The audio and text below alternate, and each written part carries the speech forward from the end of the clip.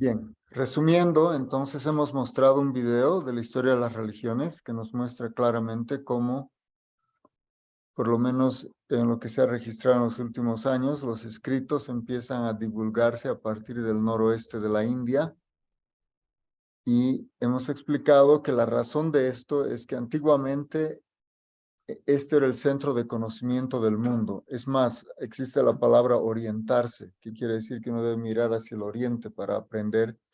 Igual que hoy en día la gente busca centros de conocimiento, ¿ah? Hay universidades famosas en el mundo y la gente quiere participar de estas universidades o de estos centros de conocimiento, y esto ocurría también en la antigüedad. Incluso puede ser interesante para ustedes saber que el propio Jesucristo, que es alguien honrado y venerado en el mundo entero, deriva no solamente su conocimiento, pero también su nombre de estos estudios. Sí, el nombre que él tenía era Emanuel, pero cuando entre los 12 y los 30 años él se va al oriente, entonces adquiere este conocimiento, que es en realidad también el mismo origen del judaísmo, y lo expresa. Claro que como no estaban tan avanzados en su lugar y en su tiempo, no pudieron entender que lo que él estaba enseñando era lo mismo en su forma original, en su forma viva. Entonces él no fue comprendido y más bien ustedes ya conocen la historia de lo que pasó con él.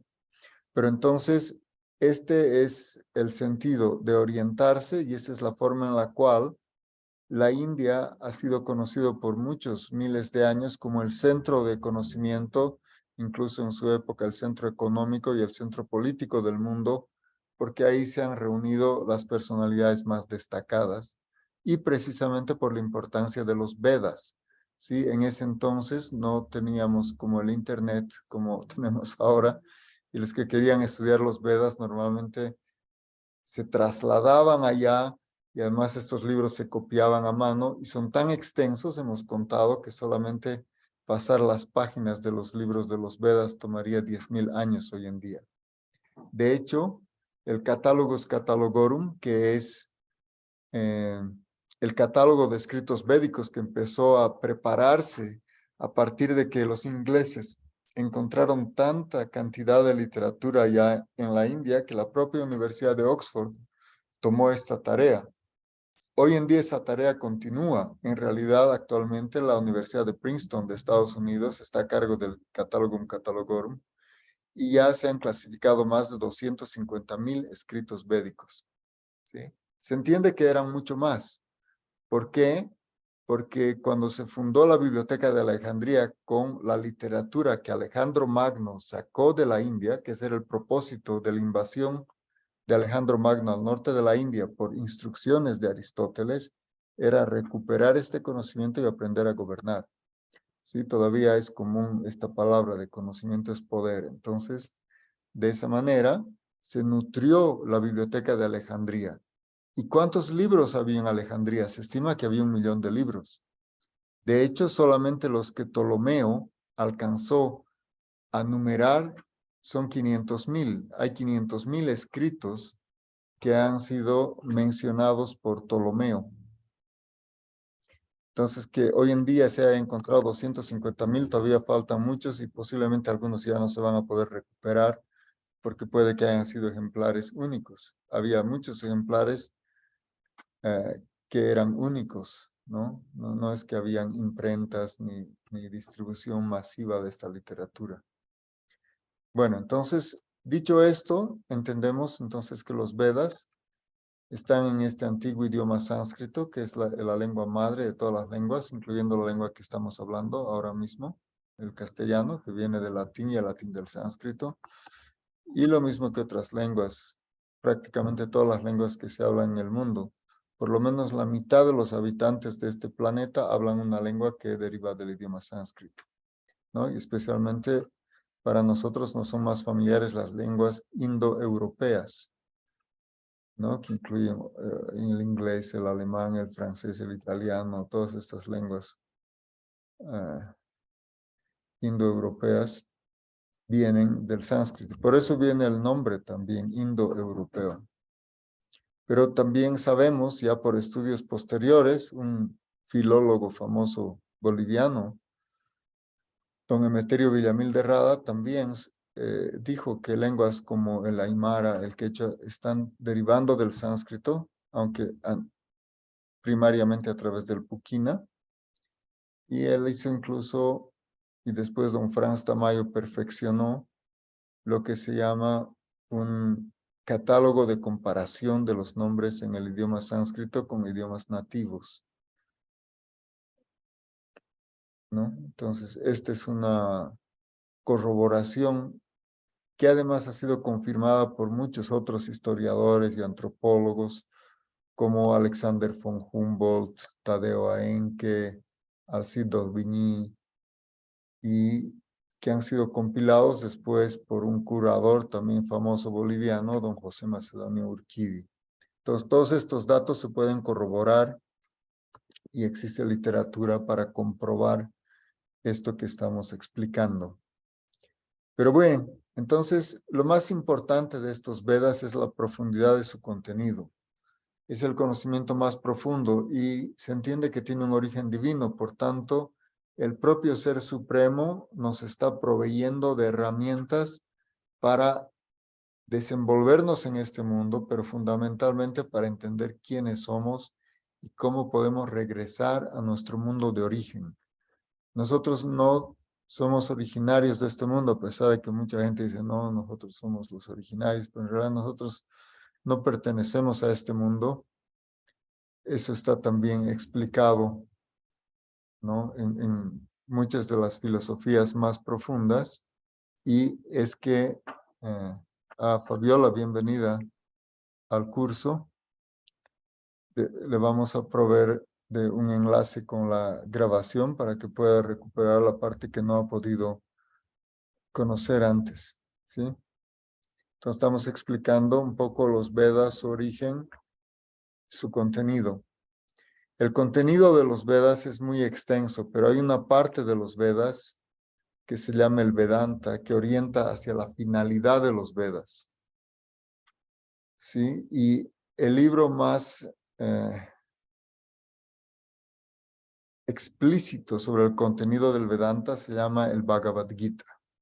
El Bhagavad Gita técnicamente es un Upanishad. Los Upanishads son explicaciones muy sucintas en forma de códigos del contenido de los Vedas, de la filosofía de los Vedas. Y entonces el Gita Upanishad o el Bhagavad Gita, como normalmente lo conocemos, resume toda esta sabiduría y expresada por el máximo exponente de este conocimiento, que es el propio Ser Supremo, Sri Krishna. ¿Sí? Entonces, ustedes también van a conocer un poco de la introducción del Bhagavad Gita en esta serie.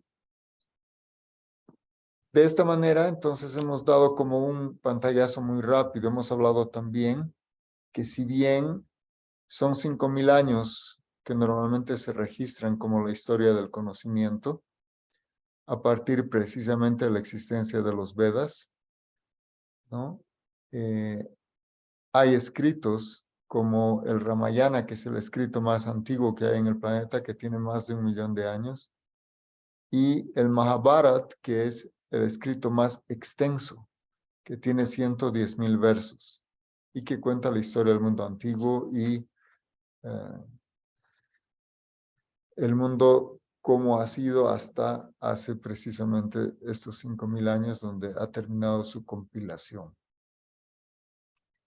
Toda la literatura clásica que conocemos también deriva de los escritos védicos, incluyendo lo que creemos que son, por ejemplo, clásicos griegos como la Ilíada y la Odisea, que son en realidad copias simplificadas y abreviadas del Ramayana y del Mahabharata, ¿sí? No se comparan naturalmente ni en extensión ni en profundidad, pero aún así, aunque tienen solo una fracción de estos contenidos, son textos muy interesantes y muy atractivos para la gente en general. Pero obviamente las personas más afortunadas pueden remontarse a los libros en su forma original, en la forma de estos escritos sánscritos. Y es lo que queremos compartir ahora con ustedes, ¿sí? Más adelante se van a dar otros detalles, pero este es el punto de partida. Entonces, nuestro material de referencia es ni más ni menos la fuente misma del conocimiento. La palabra Veda, de hecho, quiere decir conocimiento. Y estos libros conocidos como los Vedas, en este antiguo idioma sánscrito, no solamente son los libros más antiguos, sino los más profundos y los más extensos. Como lo mencionamos, el Catálogum Catalogorum ha clasificado 250,000 escritos de posiblemente 1,000,000 de escritos que habían y que se encontraban en la Biblioteca de Alejandría, de los cuales Ptolomeo había clasificado 500,000. Entonces, bueno, este es un punto de partida importante porque para cualquier estudio, para cualquier análisis, se debe entender la fuente, cuál es el sustento, dónde está apoyado, ¿no? Entonces, también vale la pena saber que el estudio que nosotros vamos a realizar está apoyado en el conocimiento más antiguo, autorizado, profundo que se conoce en este planeta Tierra. No es una invención ni moderna ni caprichosa de nadie. Es más, los Vedas se conocen como Apaurushaya, que quiere decir que no tienen origen humano. En realidad es humanamente imposible incluso hoy en día escribir semejante literatura. Nadie podría hacerlo ni con todas las facilidades que hay. Y menos hacerlo en verso. Por ejemplo, el Ramayana, que les digo, tiene 24,000 versos y están perfectamente rimados de 24 sílabas. ¿No? Nadie podría escribir una cosa tan extensa en verso, no existe una capacidad humana así. Y con los ritmos, las sensaciones, los sentimientos que están transmitiendo estos libros. Y el Mahabharata, si bien está escrito en prosa, también nadie podría escribir 110,000 versos, no es posible. Pero entonces estas escrituras son compilaciones de un origen divino y están entonces actualmente ya traducidas incluso en la lengua que estamos hablando, en el castellano, que si bien es un derivado del sánscrito, para nosotros es una lengua de fácil acceso. Ya, entonces no sé si hasta aquí hay alguien que quiere hacer alguna pregunta.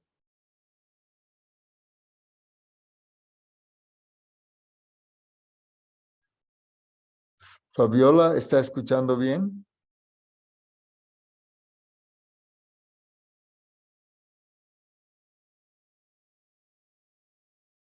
Noemí, ¿escucha? Lisette, Sí, sí, escucho. ¿escucha bien? ¿Está bien? Fabiola, ¿está escuchando? Y se escucha bien. Lisette, Sí, se escucha bien. Fabiola creo que no está pudiendo destrabar su micrófono. Problemas de conexión, mil disculpas, pero sí escucho. Ah, ok. Ya, gracias. Bien, entonces vamos a continuar los siguientes tópicos. Hemos visto rápidamente la historia de las religiones, cómo es universalmente reconocido el llamado hinduismo en realidad no existe. Lo que nosotros llamamos hinduismo es en realidad la cultura de los Vedas. La palabra hindú es una palabra que fue inventada por los que moraban al noroeste del río Sindhu.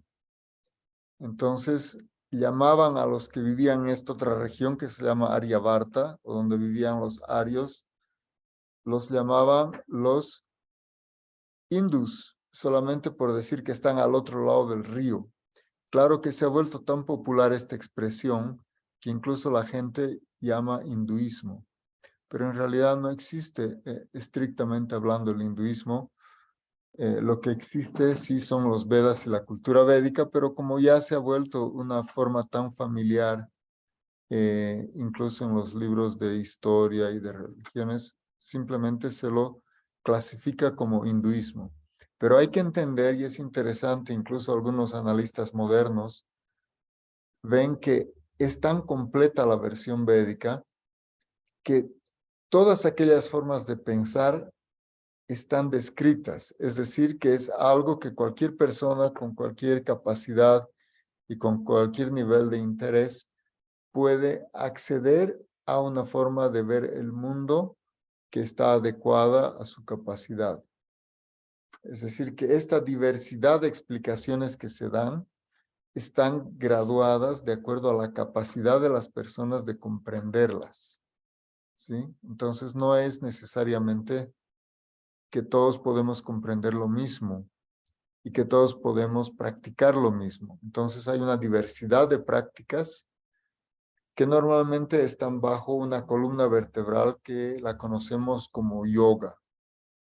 Entonces, yoga es esta vinculación con el Ser Supremo y que es la forma en que están divididos los contenidos, por ejemplo, del Bhagavad Gita.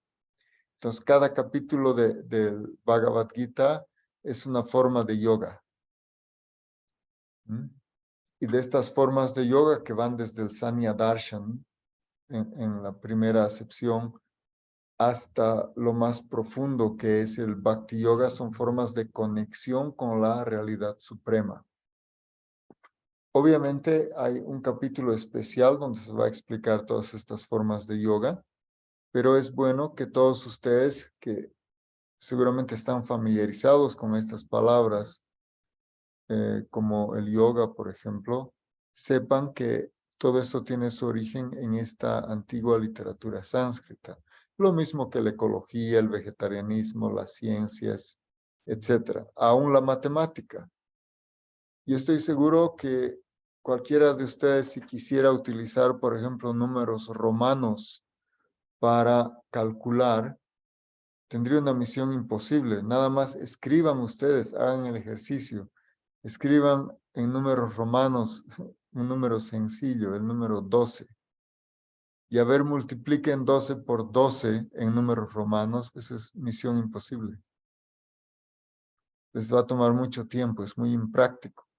Entonces, el mismo conocimiento de la ciencia avanza a partir del reconocimiento del idioma sánscrito, donde está incluido el número 0.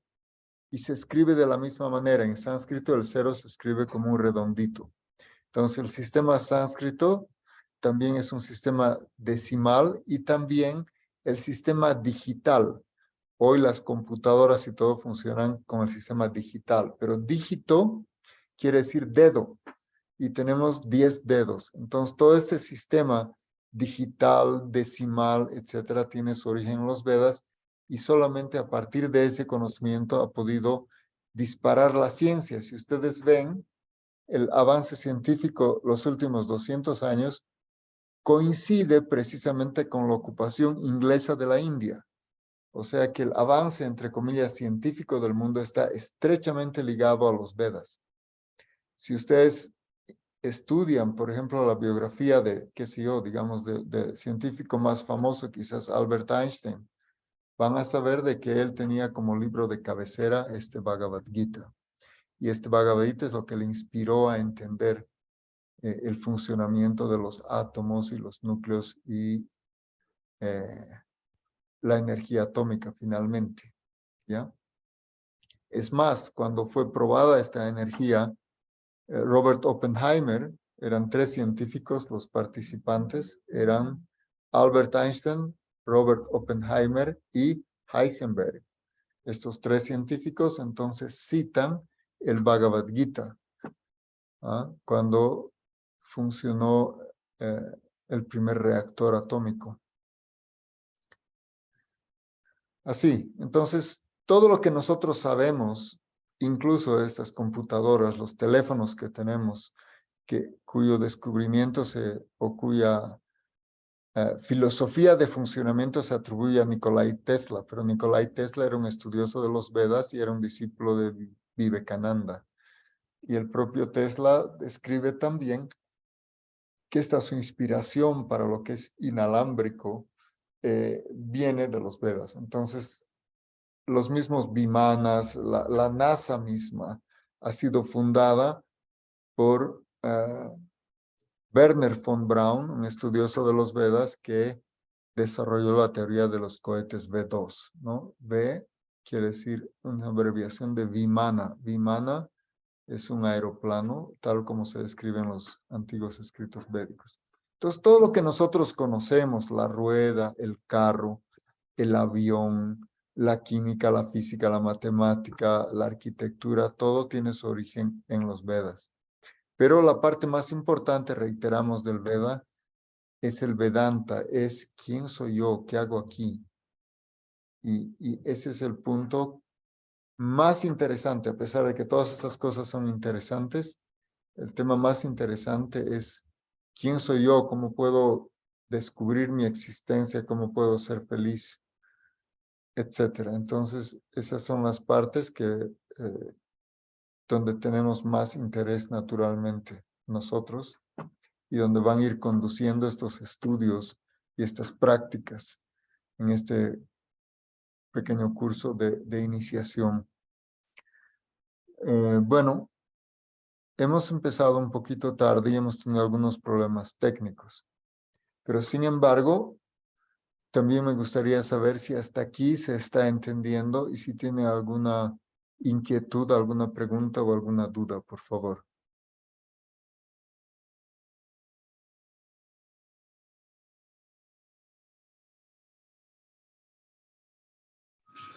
Tal vez como sugerencia, no sé si se podría grabar las clases, porque hay ratos que se corta y medio que se entra y digamos ahí sí se puede ser como una sugerencia tal vez. Absolutamente, esa sugerencia ha sido tomada, así que justamente por eso hemos mudado a esta plataforma Zoom. Estamos grabando y les vamos a compartir a ustedes el link del YouTube para que puedan también repasar. Si bien la primera parte la hemos iniciado en otra plataforma que no tenía la opción de grabar, hemos mutado y vamos a utilizar este mismo enlace, por lo menos para estas 3 primeras charlas introductorias de la primera unidad y con mucho gusto vamos a compartir con los estudiantes este link, el enlace, ¿ya? Gracias, Noemí, por el comentario. Sí, gracias. Muy amable. Bien, entonces, para ir rápidamente sobre el punto, resumimos. La historia de las religiones básicamente es la distorsión del mismo conocimiento védico cuando va pasando por diferentes lugares geográficos. Entonces, este conocimiento védico, cuando se transmite en el Oriente Medio, es conocido como judaísmo. Entonces, se retiran algunos de los elementos del conocimiento védico. Se va, digamos, simplificando, pero al mismo tiempo empobreciendo. ¿Sí? El budismo, de hecho, es una versión demasiado simplificada del conocimiento védico al punto que solamente alcanza a cubrir la parte impersonal de la existencia de lo divino.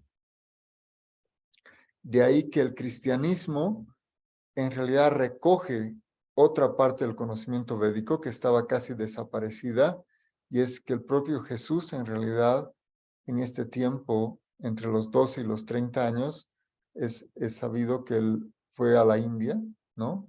De ahí viene esa palabra orientarse, ya lo hemos mencionado, y es ahí que incluso recibe su nombre, ¿sí? El nombre que él tenía en hebreo es Emmanuel, y está también así en las profecías y en el Antiguo Testamento.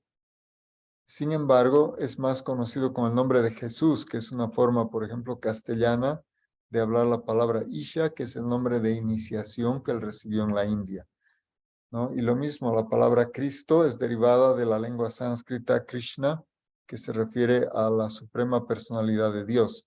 En griego se dice Christos y nosotros decimos hoy en día Cristo. Entonces, de hecho, el cristianismo recoge estos elementos antiguos de los Vedas y por eso los propios judíos no lo pueden reconocer, ¿no? Y esta historia trágica de la vida de Jesús es que ellos no comprenden que en realidad lo que él está recuperando es el conocimiento primordial y el mandato primordial de amor ¿no? Es el mandato primordial también de los Vedas. El amar a Dios sobre todas las cosas es el propósito último de todos los Vedas. Y entonces Jesús lo trae de vuelta, porque en ese entonces ustedes saben que tanto en el judaísmo lo que primaba era la ley del talión, que nosotros la conocemos como la ley del karma. Esto de ojo por ojo, diente por diente, es que todo lo que hacemos nos va a causar una reacción similar, idéntica a nosotros. Nosotros vamos a experimentar lo que hacemos. Esto también se va a ver más ampliamente cuando toquemos el karma, pero en temas de comparación de historia de las religiones tenemos que entender que el karma es aceptado también, no solamente en lo que se ha llamado el hinduismo. En el judaísmo es aceptado como la ley del talión. En el budismo se acepta la ley del karma tal como es. En el cristianismo también se recoge esto y obviamente en el mismo Islam. Entonces, esta ley del karma está atravesando todo lo que es el conjunto de historia de las religiones, pero lo que estamos viendo es de que la versión completa original se encuentra en los escritos védicos. Entonces, todas las religiones tienen este mismo origen, solamente que transmitido dentro de diferentes culturas, ¿sí? Eso es, incluso las culturas nativas andinas, indígenas, están estrechamente vinculadas a los Vedas. Aquí, por ejemplo, en Bolivia se encuentran lo que se consideran las ruinas más antiguas del mundo del Tiwanaku, ¿sí? Estas ruinas del Tiwanaku, seguramente ustedes han ido. No sé si hay alguien de aquí que no ha ido al Tiwanaku. ¿Está por ahí alguien que no fue al Tiwanaku? ¿Lisette ya fue al Tiwanaku? Quizás Fabiola, Noemí. Yo Sí, sí, sí. conozco. Yo también. Muy bien. Ahora viene la pregunta. ¿Cómo se llama el templete del Tiwanaku? Calasasaya. Muy bien, excelente. ¿Y qué arquitectura tiene? Es la misma arquitectura del templo de Kailash. En realidad solamente varía una letra. En la India eso está en el templo de Kailash y aquí se llama Kailash. Y en vez de decir Kailashasaya se puede decir Kailashasaya más correctamente. Entonces es arquitectura védica. ¿Ya? ¿Y qué es el Pumapunku? A ver quién está ahí. ¿Alguien sabe qué es el Pumapunku? ¿Alguien ha visto la deidad del Pumapunku? De lo que, ¿alguno de ustedes quizás? Bueno, para refrescarles la memoria se los voy a mostrar, pero a ver si alguien toma la palabra.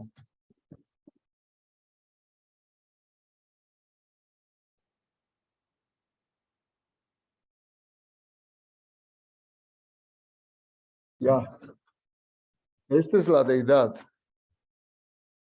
¿Sí? Lo han visto seguro, ¿ah? Por lo menos una Sí. reproducción. ¿Ya? ¿Qué se llama?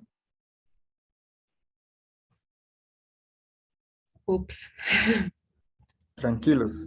Esto se llama el Chacha Puma, quiere decir mitad hombre, mitad león. Eso. ¿Sí?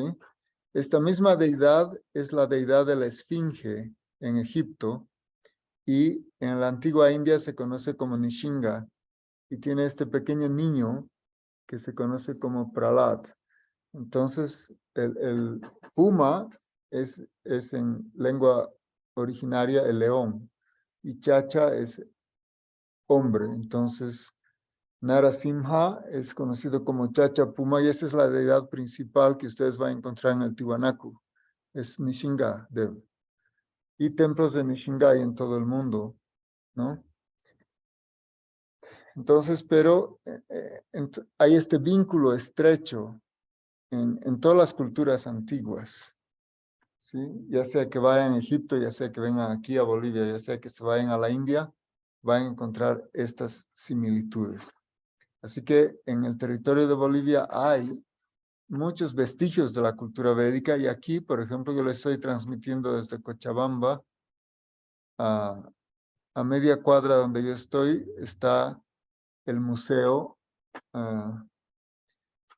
de los Canas, ¿sí? Antiguamente es la población antigua que participó en la construcción del Tiwanaku. En realidad ellos vivían en los valles, solamente iban a las tierras altas en el tiempo de calor. Y entonces en este Museo de los Canas tienen las vasijas con la svástica y entonces aquí también se tenían esos elementos. Así que bueno, eso es un tema un poco largo que se puede extender demasiado, pero en cuanto a lo que va a nuestro estudio, está corroborado el tiempo y la antigüedad. Si las ruinas del Tiwanaku, Poznański estimaba que tienen como unos 15.000 años, pero en realidad seguramente más porque hay restos de mastodontes y otros que habían desaparecido hace más de 18.000 años. Pero bien, donde estamos yendo, a dónde nos estamos dirigiendo es qué hay en estos escritos, cómo nos pueden ayudar a nosotros en las preguntas más fundamentales. Y otra vez ahora nos vamos a relacionar por este otro lado a los griegos. Ustedes saben que Pitágoras y particularmente Platón reconoce que este conocimiento lo habían recibido de los brahmanes de la India, ¿no? Entonces, Grecia está, y especialmente la antigua Grecia eran varios estados, varias ciudades-estado que se encuentran cerca al estrecho del Bósforo, ¿sí? El estrecho del Bósforo actualmente divide Estambul de Turquía en dos, pero este punto de Estambul antes se llamaba Bizancio y era el centro en el oriente de la presencia tanto del Imperio Romano, que es el Imperio Bizantino, como la propia iglesia cristiana. Tenías una sede en Bizancio y otra sede en Roma. Entonces, Bizancio es el punto donde se unen o se separan, también se puede decir, Europa de Asia. Entonces, ese estrecho, el estrecho del Bósforo, es el punto por el cual llegaba las cosas del Oriente, por ejemplo, la ruta de la seda, que viene desde China y de India hacia el occidente, y por tanto también es la ruta del conocimiento, que especialmente venía obviamente de la India, incluyendo la matemática y el sistema digital decimal, las lenguas, las ciencias y el conocimiento espiritual. Así que esto es un poco una referencia así a grandes rasgos de por qué estamos estudiando esto, cuán importante es, cuán autorizado y cuán auténtico y genuino es y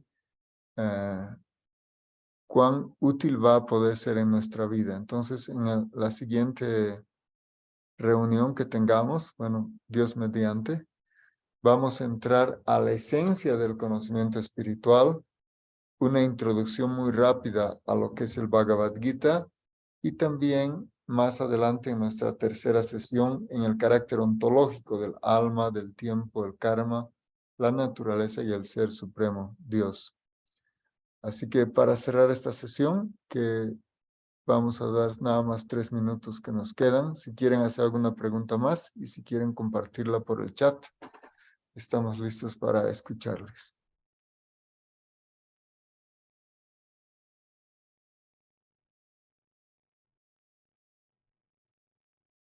Ok, entonces vamos a quedar aquí. Muy agradecido por su participación y muchas gracias al Prabhu Dinadayal para facilitar este encuentro y muy agradecido con Madhu Priya, que es también una muy dedicada estudiante, y agradeciendo la conexión de Noemí, Lisette y Fabiola. Nos despedimos entonces hasta el día jueves. Muchas gracias. Muchísimas gracias. Buenas noches. Muchas gracias. Buenas noches a todos. Gracias. Gracias. Uy, buenas noches a todos. Nos vemos el día jueves, entonces, 8:30, por el link que va a enviar el Prabhu Rangapuri, ¿no? El Zoom. Sí, Entonces, muchas vamos a hacer gracias. el trabajo. Muy Muchas amables. gracias. Buenas noches. Muchas gracias. Sugerencias.